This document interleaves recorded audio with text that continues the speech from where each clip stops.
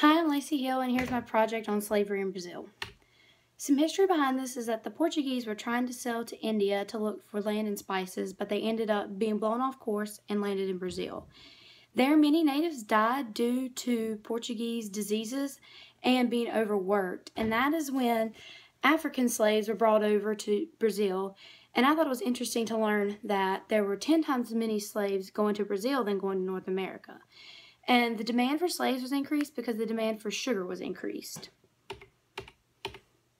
I think the Brazilian mine was abandoned because nobody really wanted to live around that, and nobody wanted to mine there either because it was just getting run down, and the workers were losing their spirits, and so were everybody else because it was such a depressing place. Common punishments in Brazil, whipping was one.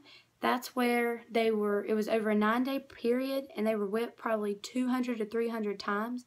And after they were whipped, they had salt and cayenne pepper placed in their wounds. And to me, that would hurt worse, even worse, than being whipped.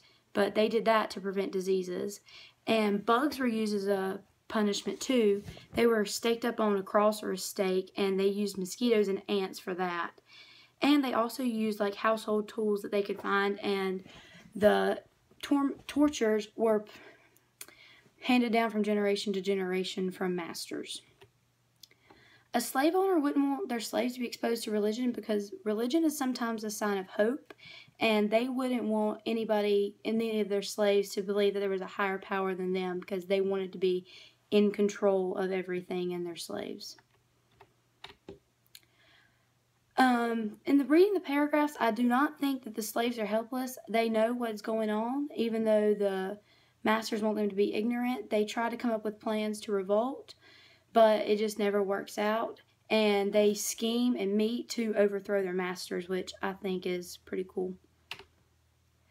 I think the author makes a connection between Brazil and feudal times in Europe to give an understanding and to compare the slaves and the peasants, even though the slaves had it worse than the peasants because of the tortures and everything they had to go through.